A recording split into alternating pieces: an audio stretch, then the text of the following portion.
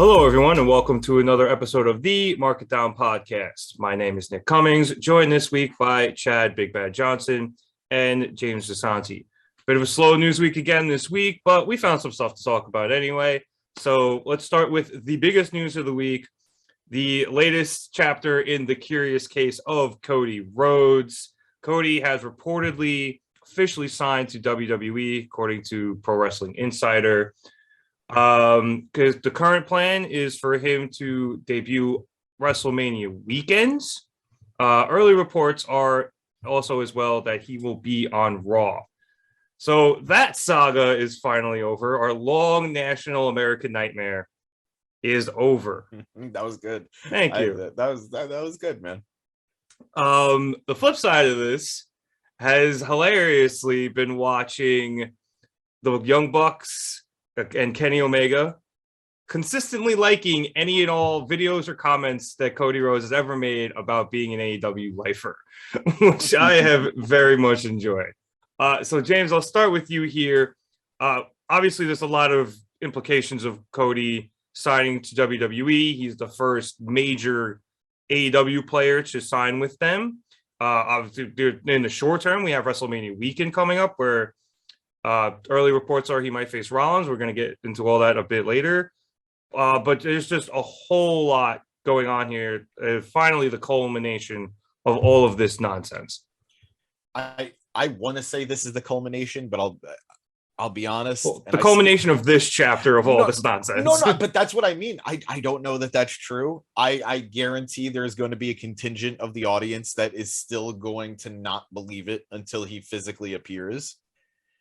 There's a part of me that feels that way. There's a part of me that's like, no, this is a swerve. Cody's going to show up in AEW as the mega heel that like we were being teased with. But the reality is Cody is going to go to WWE. Cody is going to show up at WrestleMania. He's going to have a match with Seth Rollins. I will be at WrestleMania and I'm going to cheer Cody Rhodes showing up at WrestleMania. I'm going to most likely be at Monday Night Raw the night after WrestleMania. And I will most likely boo the shit out of Cody Rhodes on Monday Night Raw. And I'm happy for Cody. If this is what Cody wants, I am happy for Cody Rhodes, the person. But as a wrestling fan, I am very disappointed. I've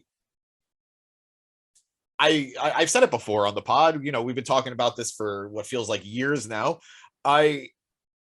I'm invested in AEW. I still have a fondness for WWE. I still love WWE for what it is, but I'm invested in AEW, and it feels like a betrayal of everything that was being built, that everything Cody helped build. So that sucks. And I think the EVPs feel that way too. I think Kenny Omega might feel that way. I can't speak for them. Maybe this is all good-natured stuff, but Kenny might feel that way and the Bucks might feel that way because they're liking shit that is just ironic as hell. Cody Rhodes, yeah, I can't go back to WWE. Maybe the others could. Maybe Kenny and the Bucks could go to WWE. Maybe they can make that decision if they want to. But I can't make that decision. I can't go back there. Well, you're the only one doing it, man. So it's rough. It's tough. It feels wrong. I wish him success. I hope if Cody Rhodes goes to WWE, Cody Rhodes becomes the WWE champion. I don't think that's going to happen. I just don't. I don't see it happening. So if you can't become champion in one company, I guess you can't become champion in the other, right? But that's his decision to make. Nothing but the best for him and his family. I hope he's making a lot of money. Yeah, it's going to be really awkward when we see him like gluing the pieces of Triple H's throne back together on WWE television. But, you know, maybe like he had the golden, what is it? A sledgehammer when he did that for Triple H. I don't even know if it was golden. Well, no, he had the sledgehammer, but he did have the golden shovel a couple of weeks ago before he left. So yeah. So maybe he'll have the golden super glue now. We'll find out. Yeah. To your point about him not winning the title, their title picture, at least the main title picture, is such a mess between Brock having one title, Roman having the other. They're facing off for them with each other at WrestleMania. There's word that they might unify them, which we all hate the idea of, but and then maybe introduce another one because one show's on one network, one show's in the other. They both want a major world title. It's just their title picture is such a mess. I don't know if he gets there just because like I don't know what they're doing. It's so hard to predict what WWE is going to do in the future outside of LOL Roman wins.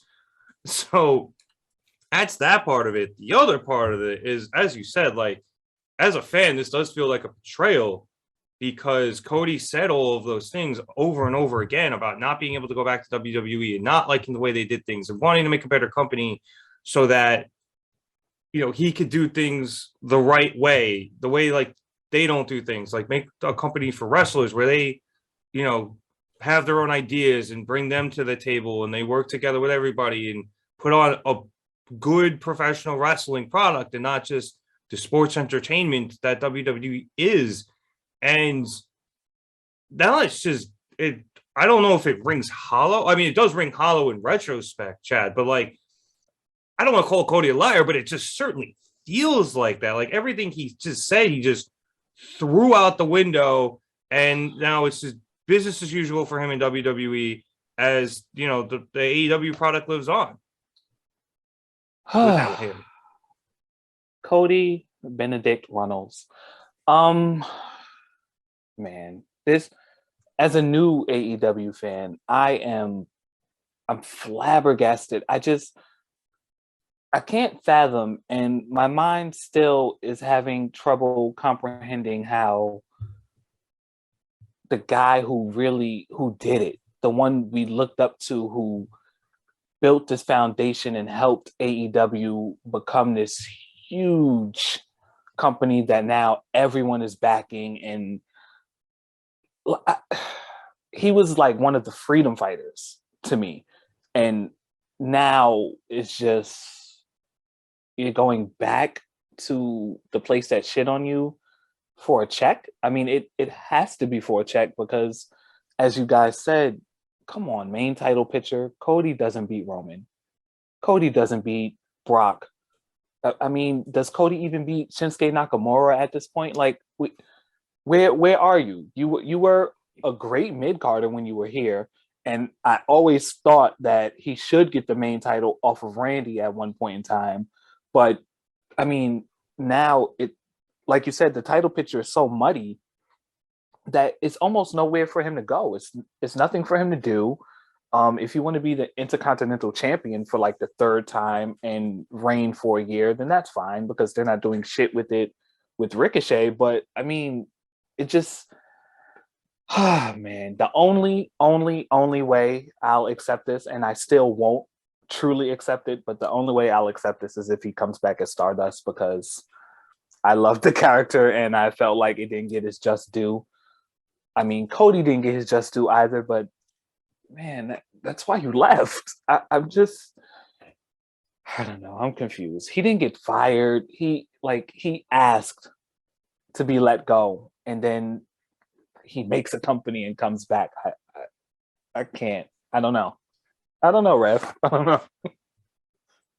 Yeah, it's confusing. Like there's so many like questions like running through my head right now because of this. Like one of them is I'm curious how much of the AEW crowd's refusal to accept him as a face led to this decision. I'm wondering whether or not he, after his initial push, he ends up like almost getting punished and buried because he started this rival company, which WWE has legally acknowledged as a rival company in a hilarious turn of events in the MLW suit, which is a whole nother story. But like, he started this other company, he talked all this shit, and now he comes, I don't want to say crawling back, but it almost feels that way, where like he reached very high highs. And then now he like has tumbled a bit because of recent events in his career and just just the way he's been booked and everything. Like he's tumbled back down a bit, and I'm just wondering, like, is he gonna get punished over there? Like, is that possible?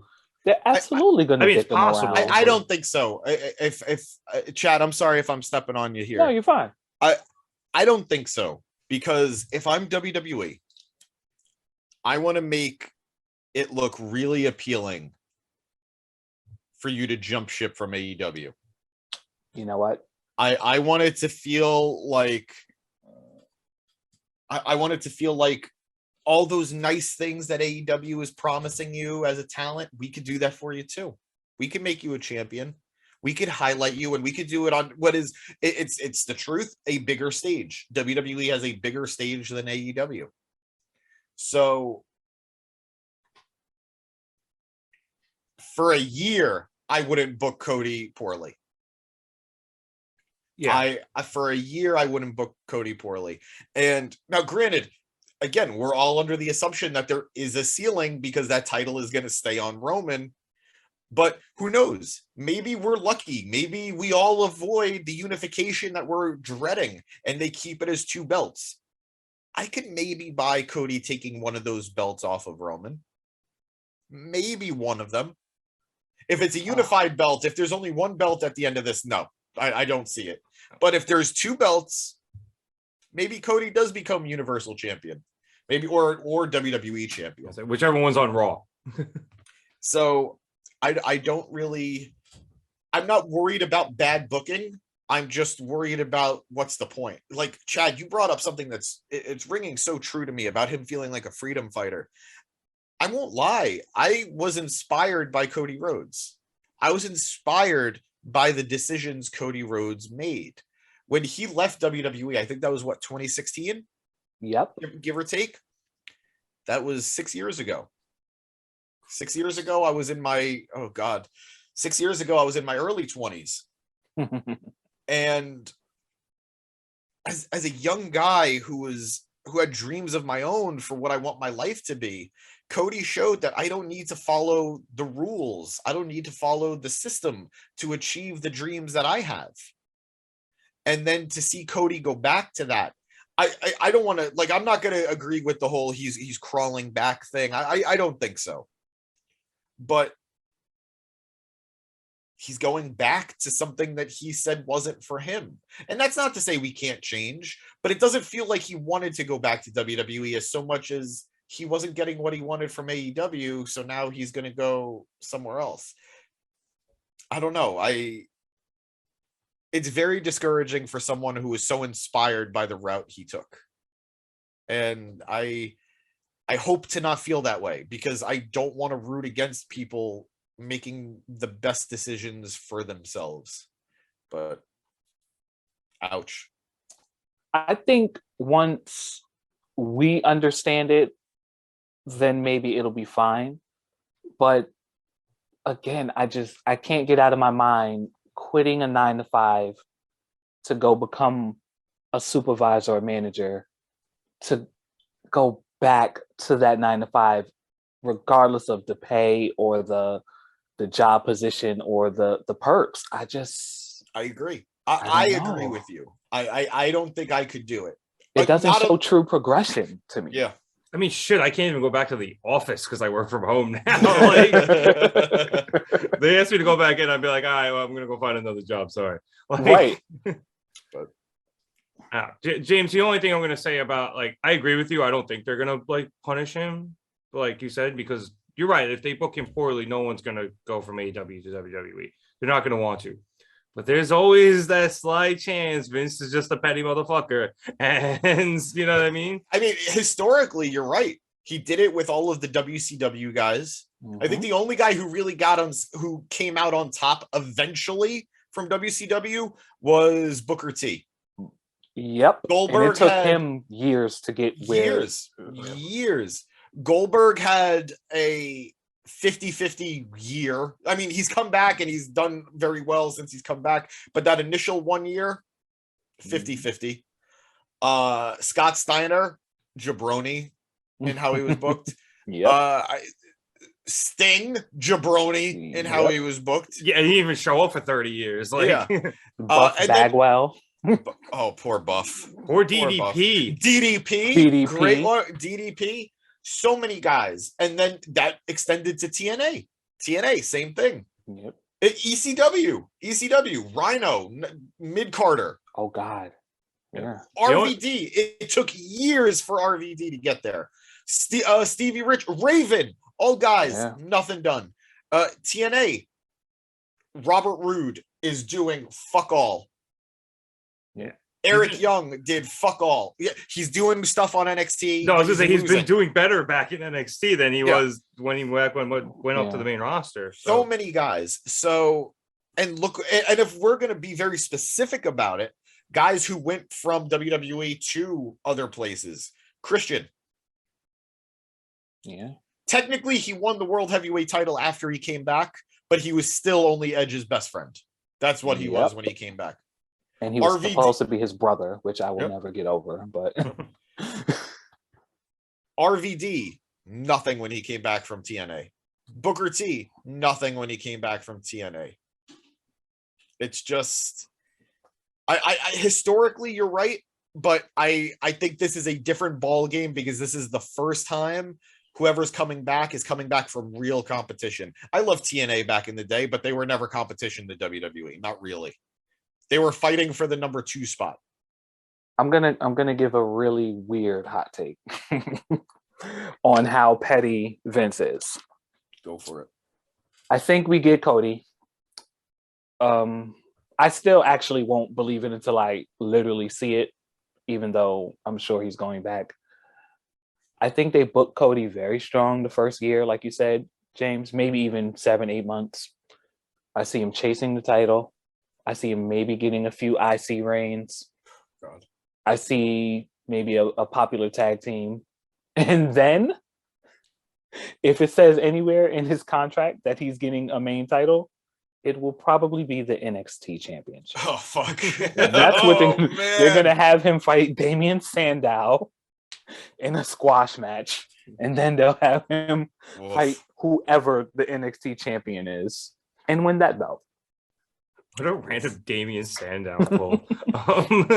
Old tag team partner. I get just because that's fair, yeah. They can't get gold dust at the moment, so damn. All right. Yeah, I mean, I don't know. His best case scenario is Drew because I agree. The storyline is very because he Vince helped build him and then he left and made himself more of a better product and then he comes back. But I just don't. Drew didn't go and start his own company and talk a whole bunch of shit about WWE. So I don't see him getting to that level. What I do know is whenever he does debut and he can finally go do a shoot interview, it's going to be fucking good. And we're going to have to talk about it next time here on the Curious Case of Cody Rhodes. So let's move on. We'll still kind of stick with Cody and talk about some of the WrestleMania stuff that's been coming out. Once again, Squared Circle has its own insider, and our guy Kermit, and he's given us a few WrestleMania details. One of them involving Cody. It's been fairly obviously set up that he will be fighting Seth Rollins. That appears to be happening on night 2, and then we've gotten 2 matches from night 1. Becky Lynch versus Bianca Belair will be opening night 1. And then whatever you want to call the Stone Cold Steve Austin versus Kevin Owens thing with match, fight, KO show, whatever the hell it is, that'll be allegedly closing night 1. Kermit is a verified insider, and he hasn't been wrong yet. So that seems to be the case. Chad, what are your thoughts here? I think it's pretty obvious that the Rollins Rhodes match happening on night 2 makes sense, especially if you bring Cody on night 1. But I think more importantly, what do you think about Bianca and Becky opening, and then you have Owens and Austin closing for night 1?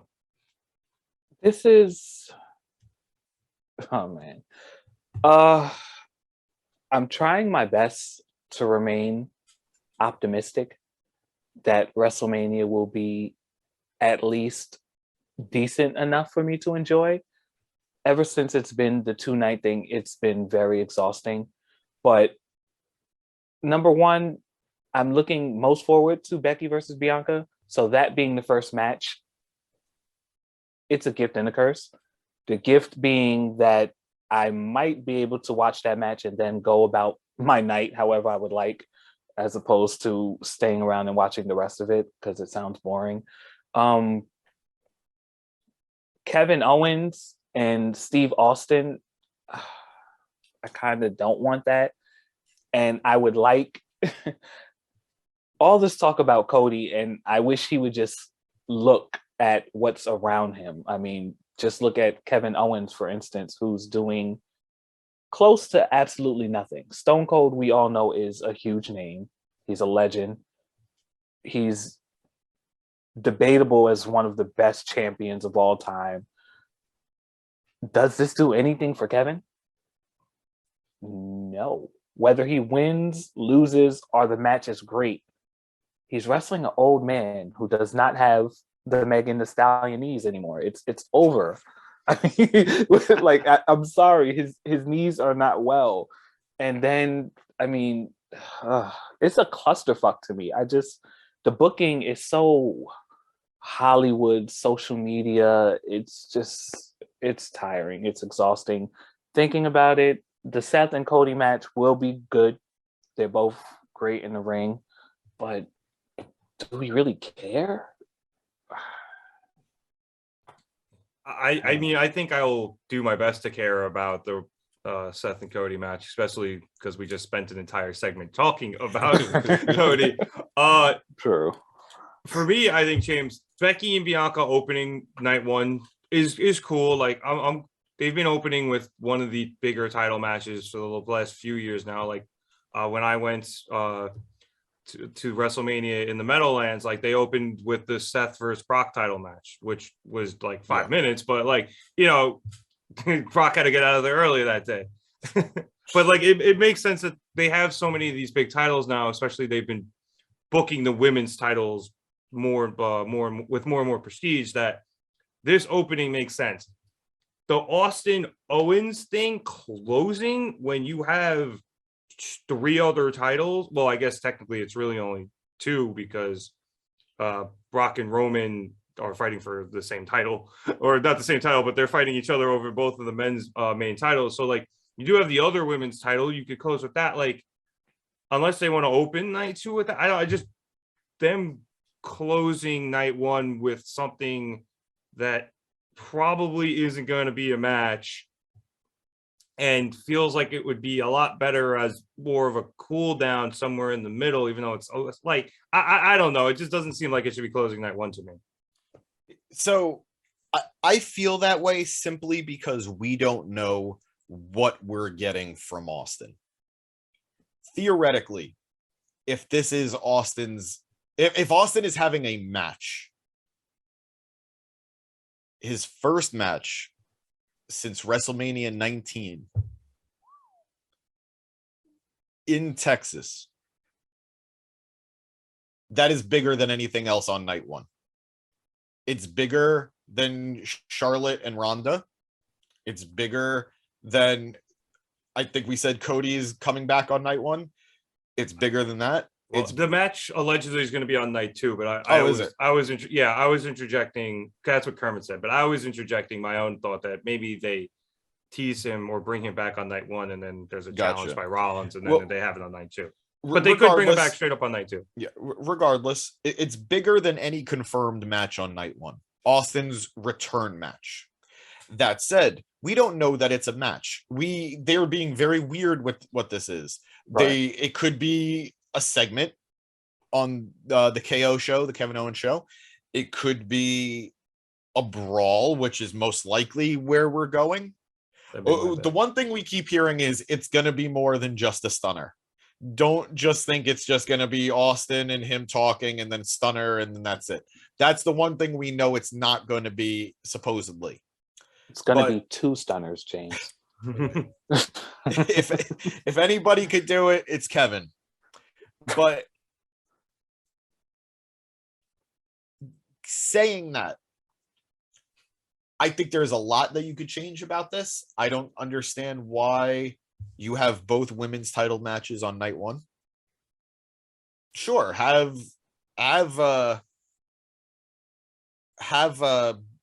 Becky and Bianca open the show. But why when night 2 is only going to have the women's tag title match? Because they hate women. Clearly. We've been saying this since episode 1. But there's just a lot of weird booking decisions there. And you know what? Kermit is probably 100% right, but also this is WWE. They might change it the day of. They might tell these guys that they're going to have the match on the second night. I wouldn't be surprised. So I don't really know what to expect yet. I know what we believe. I know what we're being told, but it's WWE. None of that means anything until I'm actually watching it. And yeah,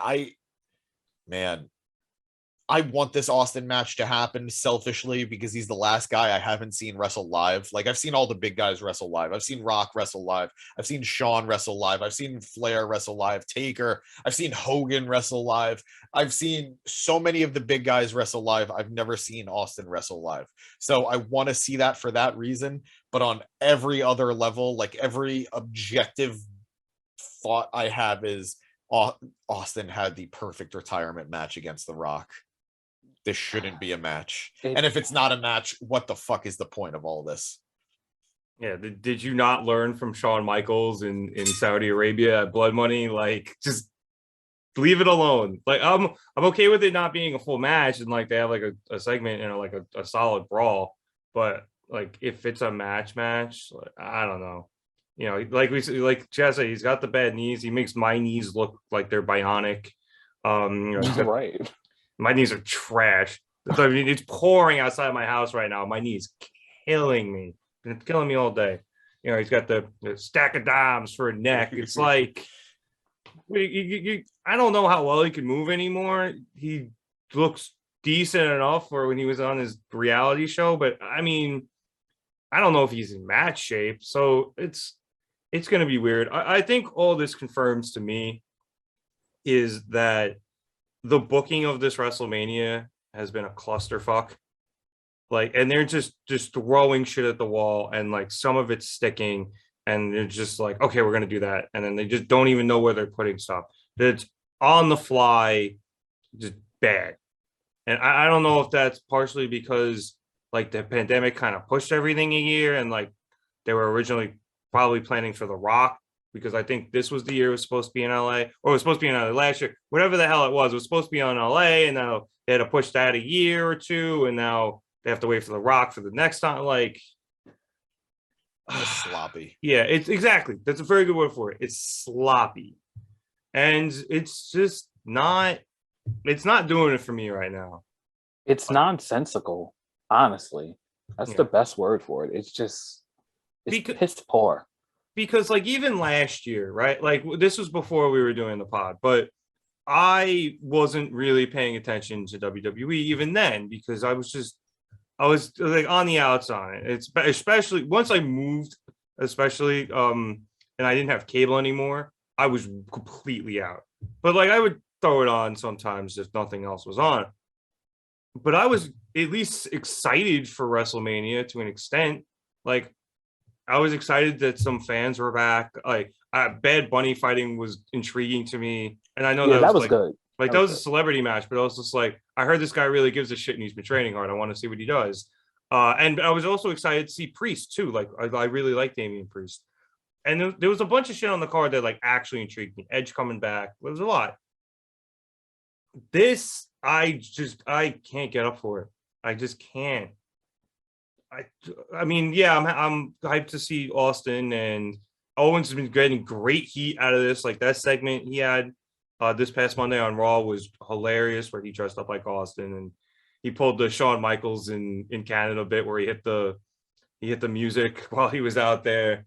Like it was, they're building that match very well, but there's just not enough here to get me excited. And I don't think this is, this bit of information or any bit of information we're getting so far is enough to get me there. I'll watch it, but it's going to take a hell of a lot of beer for me to enjoy it. All right, let's move on here. So speaking of Squared Circle, one EC3 did an AMA. It was actually the day of this recording. It actually finished a few hours before we started. Of about his new Control Your Narrative promotion. Now, we've talked a bit about this on the pod the last couple of weeks because it's new and it's making a lot of headlines, both good and bad. So EC3 wanted to go on to Squared Circle, partially because he wanted to set the record straight, and partially because it was Squared Circle where that unverified post came about, alleging a bunch of details that he vehemently disputes. It was a bit of a shit show. Some of it was very good. Some of it was like, dude, what are you doing? Some of the good things, he was very quick, to denounce, any sort of Nazism or homophobia or bigotry. He also randomly denounced communism, which was kind of funny. Transphobia. Somebody straight up asked him, like, do you believe in trans rights? And he was like, yes, absolutely. Easy answer. And then there was some bad stuff. He seriously had a hard time answering any questions about the joke he made in an interview. For those of you who didn't see it, and this is partially where some of the Nazism comments came about. It was after the post on Squared Circle, and that post alleged that Mike Liddell, who's the My Pillow guy, was one of the financial backers of the promotion. EC3 in that interview shot that down, and then also made a joke saying, oh, I heard if you put in CYN as a promotional code on mypillow.com, you get 88% off. For those of you who don't know, that 88 is a reference that neo-Nazis used for Hitler. Now, he was trying to say that he never intentionally made such a joke, and he never would, but he didn't really directly answer the question. Like, no, he said he didn't know, but like he was dancing around it a lot. I highly recommend you read this to get the full experience. It was, like I said, it was a shit show and it was quite entertaining. But I think, at least for me, the biggest thing that came out of this was his refusal to more or less acknowledge Austin Aries' sexual assault allegations, and not even allegations. Aries has admitted to this both in interviews and on his Twitter, to which EC3 either didn't know about or played dumb to, but when provided with multiple sources, including the two I just mentioned, he would not comment more on the situation. So there's a lot to unpack there, James. So I'll let you have at it. You can start wherever you wish and go from there. I have been very critical of CYN and how this has all come about. I said it's so weird to not be excited about the formation of a new company. We should, like, by definition, we should be excited about this because it's something new, it's something different, and it should be, in theory, somewhat of a game changer, no matter how small. But it's always been, and we just love this word, icky. It's always felt icky. And whether it would be because of jokes made or whether it be because of rumors, and rumors, we don't know, rumors, but it's had this dark cloud attached to it since its formation, since its announcement.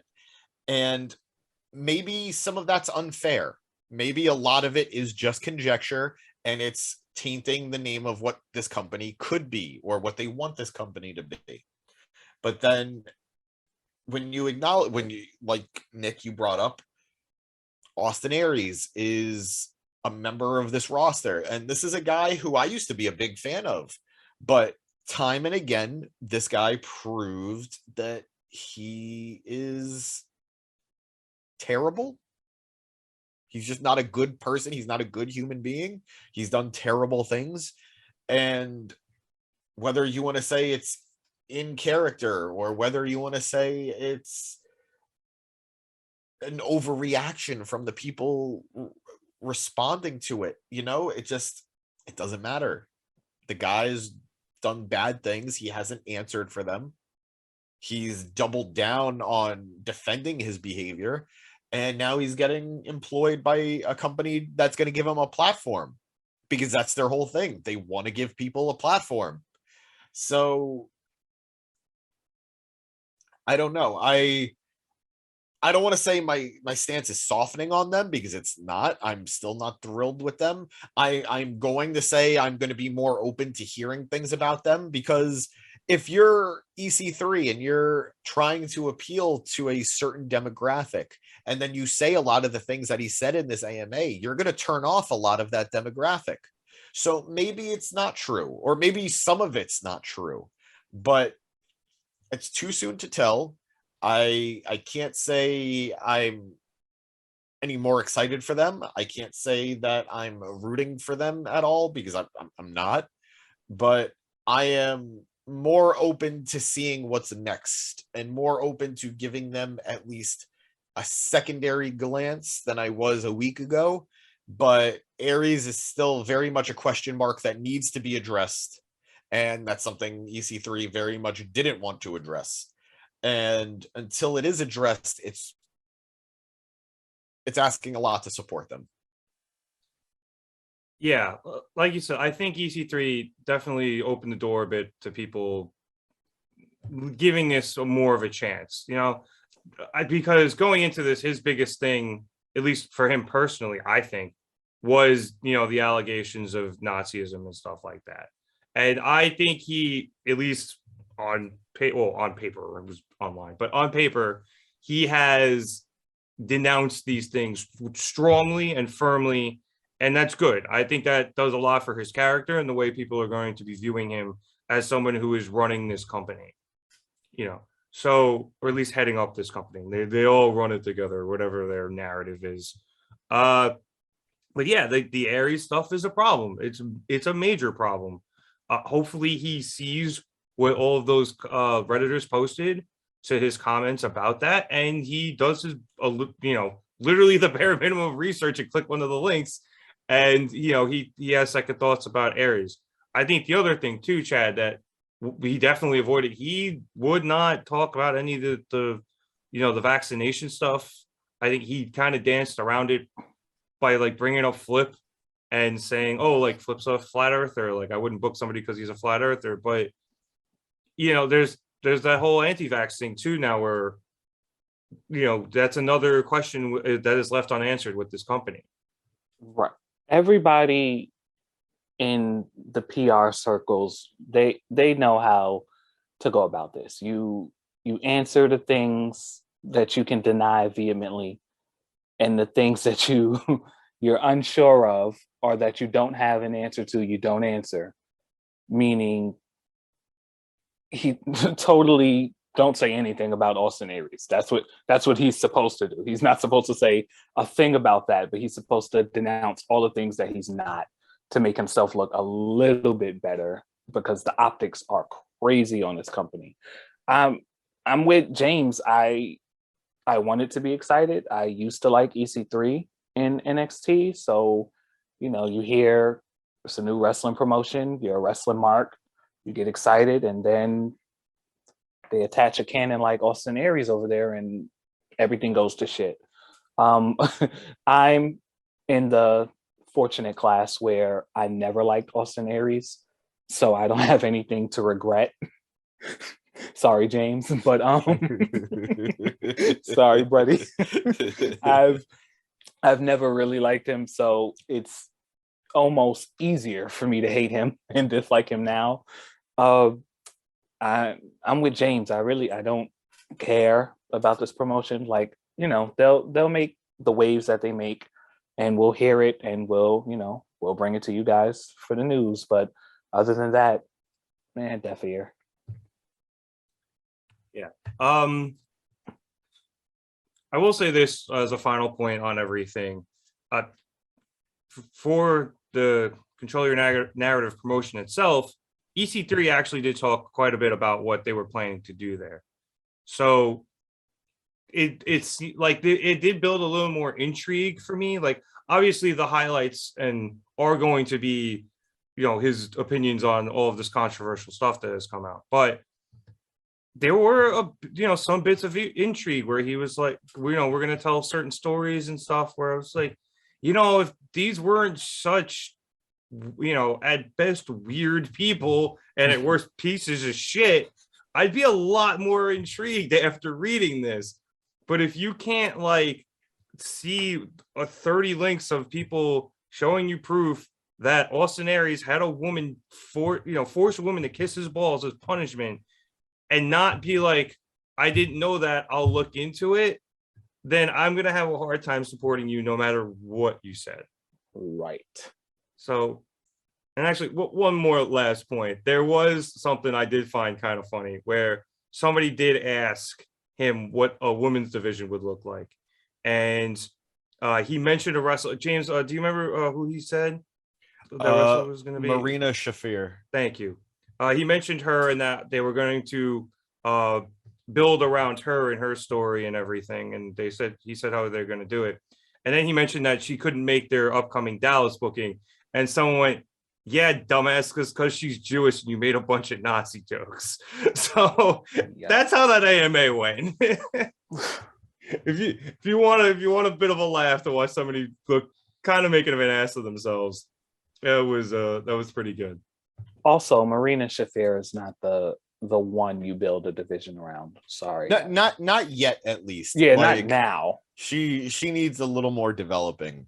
But yeah. I almost read it and not to get too far in the weeds on this, but I almost read it in a way where like she wasn't going to be the main focus of the division, but she was going like almost like in a Hangman spot where she would be like a big part of it, but they were going to build her up, propel her. Okay, yeah. I mean, when he said build around, I that's how I took it. But okay, that makes sense. Mm-hmm. That does make sense because at least after what James, like you guys said, like she's young and a little green. So I don't know. That's just the way I took it.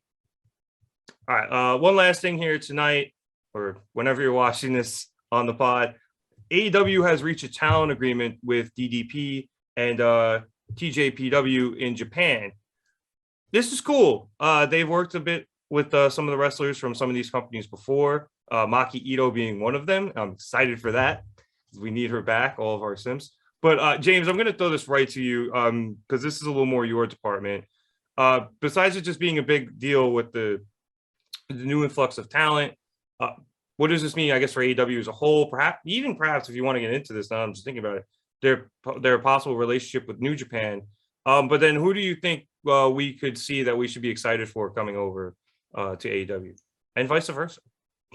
I think the most exciting aspect of this is the women's division of AEW is going to get a good boost if these women can be here on a significant basis. That's what I said, Maki Ito. Yeah, it's true. Maki Ito is a name that has really done well so far in her limited time in AEW, and it'll be great to see her in front of an actual crowd because I think we only ever got her during the pandemic era. And that is the biggest grab here.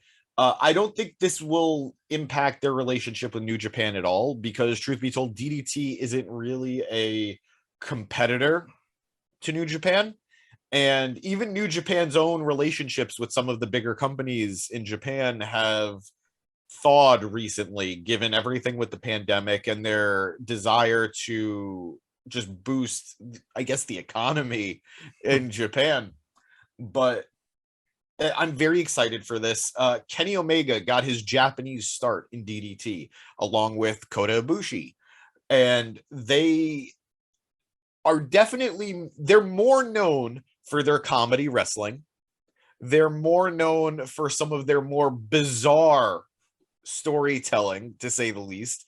We're going to, if we even get a fraction of what they do in DDT comedy wise, we're going to go on a wild ride, guys. There's a championship that won itself once. I forgot it won itself.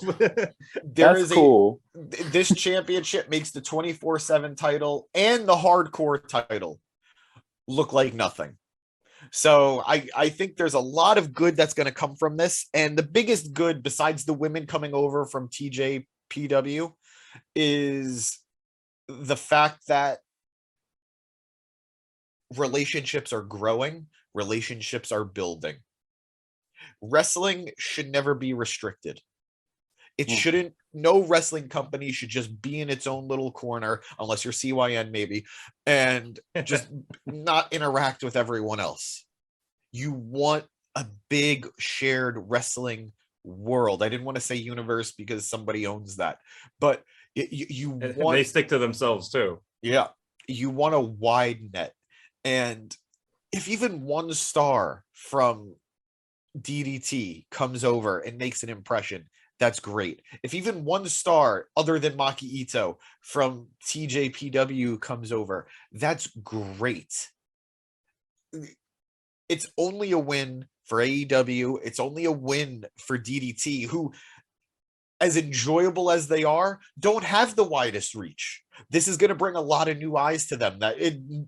New Japan doesn't need AEW to get eyes on them. DDT does. So this is great. Lots of guys are going to benefit from this. I'm sure this is going to make Kenny Omega happy. And whenever that man's happy, I'm happy. So all around, great news. Go check out DDT, guys. It's wrestling unlike anything I think you've ever seen before. Yeah, I don't know too much about them. The two things I do know you mentioned are Kenny and their crazy matches. The Kenny and Coda stuff, I've seen some of that. I mean, you wear the Golden Lover shirt on the show all the time. I've seen bits and pieces of their matches from there. I think it was Coda hit that ridiculous moonsault off like a balcony on top of like scaffolding or something. Like the one they literally told him, no, you're not allowed to do that before the show started, and he did it anyway. Yep. And then I've also seen Kota Ibushi walking down the street, and then a crowd sneaks up behind him, and then they set up a ring in an alley, and he has to like wrestle somebody in the middle of the street. Like, if most of the Japanese wrestling memes that you've seen are from DDP, like I saw Generico fight somebody in the woods, like they fell in like a river. Like they are batshit insane over there. That title is hilarious. They had it on BTE for a while because somebody had it and was in a touring America for a bit. We won't say his name because he's a schmuck, but I'm pretty sure while on BTE, I think like a ladder won that title. So go look up what James, do you know the name of it? It isn't like the Iron Open Weight, like yeah, I think it's the Iron Man. I gotta look it up now. But send it in the group as soon as you do. I'm interested. I was like, Google it and I'll fill for you. But that title is hilarious. And when James finds the name, I highly recommend going to the Wikipedia page. It is the Iron Man Heavy Metalweight Championship. The championship is defended 24/7. And as long as a referee is there to confirm the win, I'm pretty sure people have been pinned in their sleep. I'm pretty sure the championship has changed hands in a dream sequence before. It was Candace. It was Candace, wasn't it? I think so. I think it was Candace and the person who we won't talk about, her former tag team champion. So it's fun, guys. It's fun. Animals have won the belt. Inanimate objects have won the belt. Who's the current champion? Oh, that is a great question. Because we go all the way to the bottom there. Ling Ling, who I'm sorry, guys, I'm not familiar with. Oh, no, wait, is it Ling Ling's like an animal or something? Give me a second. I've heard of Ling Ling before. Well, Chad, while I Google, I don't know if you know a lot about DDT. Like, we're kind of running the gambit with you here, but is there anything you're looking forward to hearing all this bullshit we're throwing at you? All right, so Ling Ling is a person from a Japanese idol group. Oh, know what I'm thinking of? I'm pretty sure Ling Ling is the panda in Anchorman. Jesus Christ. Oh my God, I think it is. We might have to do some editing. No, it's a real panda, actually, or it was. It passed, but I think they might have used it in Anchorman. There was a monkey who won the championship. There was a dog that won it and a cat that won it at one point. So it's fair that you thought that this was not a person. For me, who knows close to nothing about what is going on in this whirlpool that you and James have sucked me into, I am excited because any acquisition or any benefits that come to AEW are benefits for me. Like, that's my company. I'm there. If James says it's good, we're rolling with it. That's all. I'm optimistic. No, I think the joke. I know I keep joking about the DDT stuff because I just love the insanity there. But the Joshi's coming over is going to be good because in the beginning of AEW, like there were a lot of them, and it was really helping established the women's division because a lot of women were kind of green, and they brought all this, the Joshis over, and they were helping teach everyone and building the division. And then the pandemic hit, and they almost all left. Like, we pretty much just had Sheeta, and eventually like Rio came back, and Emi Sakura is bouncing around on Dark still. Hopefully Lulu Pencil shows back up. I like her, but like having more of them from TJPW come over and bring that style of wrestling back is going to be a lot of fun, and it'll help give depth to the women's division. And Tony, book more women's matches. Please. Yelling about it. Please. They're always good. Almost always. But even then, like, they perform well. So do it. And on that note, we are done. So the end got a little crazy there, but I want to thank everybody for watching the Mark It Down podcast. Be sure to like and subscribe, as we always say, once we hit 100 subscribers, and we're getting very close. We're over the halfway point. James will wrap and dye some semblance or part of his hair green. We haven't decided if we want to do his beard, his hair, mustache. I don't know. We're not going to make you cut it, but we are going to make you dye it. Be sure to check in the description below for all of our social media stuff: Twitter, Instagram, Facebook. Yeah, we still kind of use Facebook. The whole works. So again, thank you for watching, and for myself, Nick Cummings, Chad Big Bad Johnson, and James Gisante, we'll catch you next time here on the Mark It Down podcast. Have a good one, everyone.